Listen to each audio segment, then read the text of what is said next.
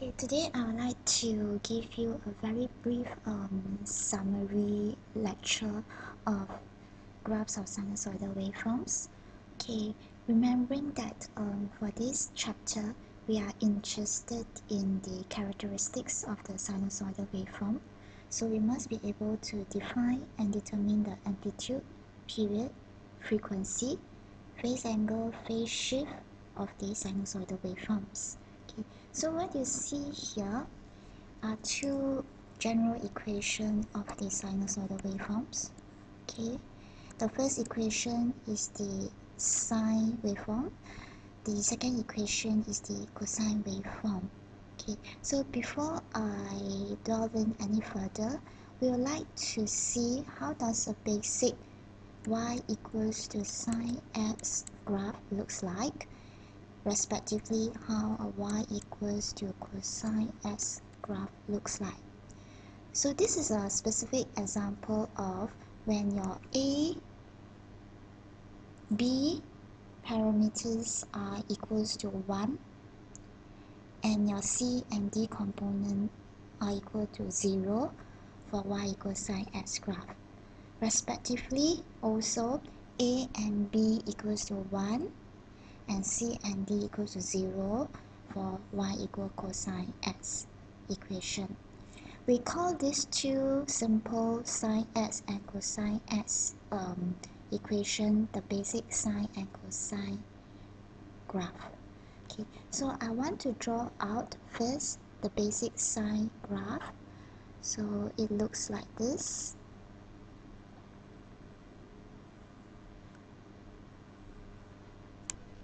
Okay, so you see that it is a very nice symmetrical shape. Okay, it is actually divided into 4 equal portions. Okay, so it starts from a point here, go up to the maximum point, go back to the midline position, down to the minimum point, and then up back to the midline position. Okay, so the shapes that you see here defines the 3 types of points in the sinusoidal waveform. Okay, those circle ones, we call them the base points. Okay, they are points that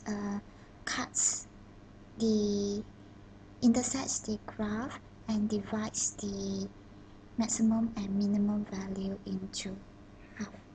Okay, later on we'll dwell more on that using amplitude. Okay, triangle is what we call the maximum point, the highest point in the graph, and your square represent the minimum point, which is the minimum value of your y in this graph. Okay, so this is the legend. Okay, let me at the same time use the green color pen to draw out the basic cosine graph. Alright, so a basic cosine graph looks something like this.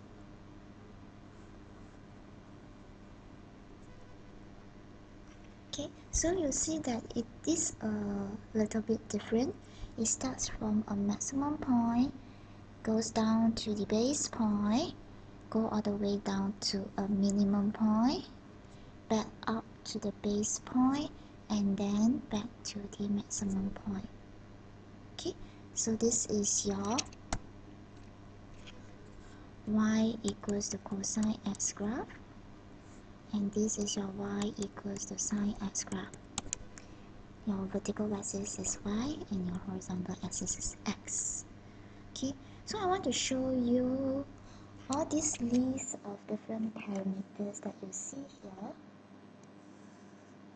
Okay, how can we identify all this in the graph? Okay. So let's start with the amplitude. What does amplitude means? If you refer to your course note, it is half the vertical distance between the maximum and the minimum point.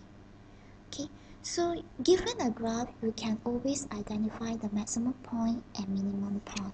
So if I take the example from the sine graph here, this is the maximum point and this is the minimum point. So let's say it is valued at 1 and minus 1 respectively.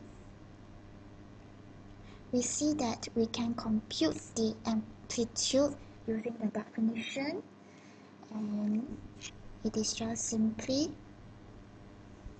your maximum point minus your minimum point divided by 2. Okay, and you get 1 in this case. So you realize that from the graph, this distance here represents the amplitude, and you can find that once you identify the maximum and minimum point respectively. Okay, next, period. Okay, period, it is the horizontal interval spanned by one complete wave cycle, be it the sine wave cycle or the cosine wave cycle.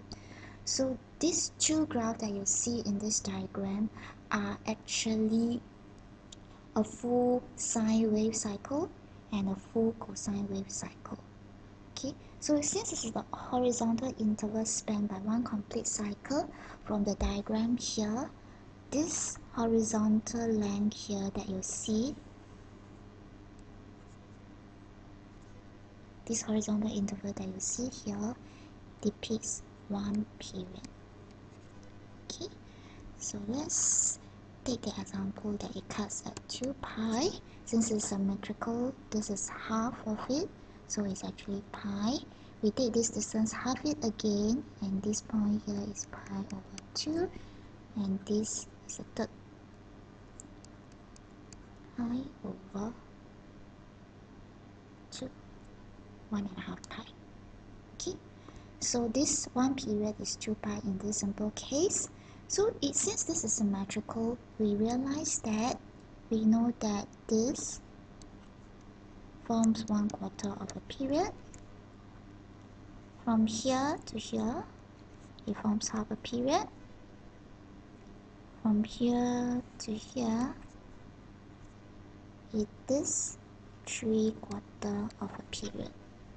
Okay, so you realize that for a full complete wave cycle, it is divided into quarters. Okay, so the horizontal line defines the period. Okay, so we have looked at how we can identify the amplitude from the graph, the period from the graph. Okay, frequency is defined to be the number of cycles per unit interval.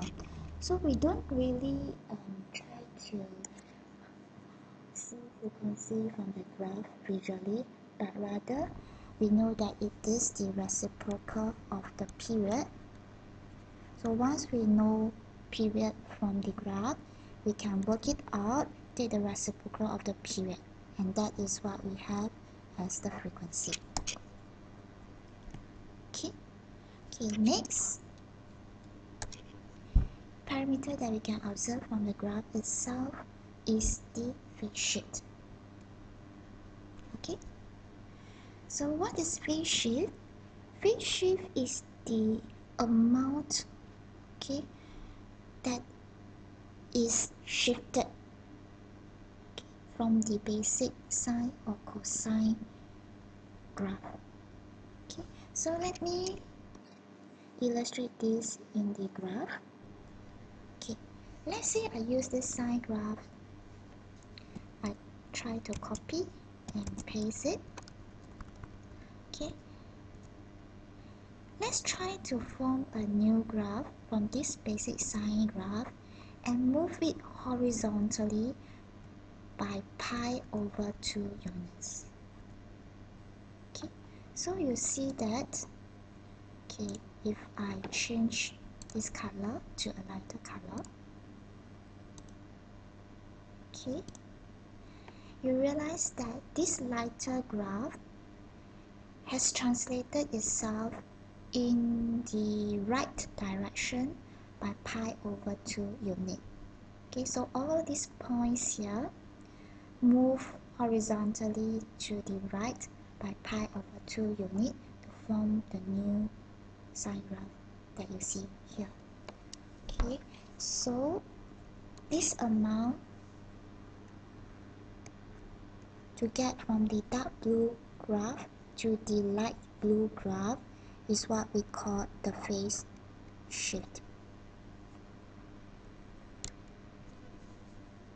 Okay, so if it is moving towards the right direction, the phase shift is greater than 0. Okay, and that amount here is pi over 2, for example. Okay, imagine if this same basic graph instead moves towards the left hand side. Okay, let's draw it by another color. Okay,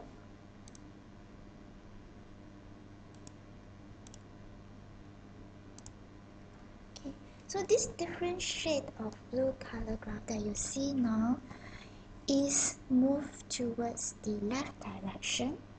So we know that it is also shifting by the same amount of phase shift indicated here, which is minus pi over 2 here. Okay, but this phase shift is a negative amount because it moves towards the left direction. Okay, so sometimes people describe this right shift and left shift by English term defined by the word lagging and leading. So if the phase shift is greater than 0, which is a right shift, it is denoted as a lag. Okay, respectively, if the phase shift is a negative quantity, it is a lead. Okay, so we can say that the light blue graph that you see here is lagging the basic graph by pi over 2 units. Okay, so the next parameters is somewhat intuitive. Vertical shift, instead of moving in the left-right direction, we can get a new graph by moving it up or down. Okay, so let me represent this again. If from the original sine graph, you try to move up by 1 unit, all the points will move up accordingly by 1 unit, and this is a vertical shift of 1. Okay, let's denote it by a illuminating green color. Okay, so when vertical shift is greater than 0, the graph moves up. If it is less than 0, negative, the graph moves downwards. So you know that max and minimum value we can easily identify from the maximum and minimum point. Okay, so if you see for this example of your basic sine and cosine graph, the maximum value is actually plus 1, the minimum value is actually minus 1. So you read off the y value respectively for the points to get your maximum y and minimum y value. Okay, so this summarizes the basics of the sinusoidal waveform with relationship to its parameters. Next, we will look at how the parameters relate themselves to the two general equations. Okay, thanks. So hopefully you can go on to the next slide for the equations.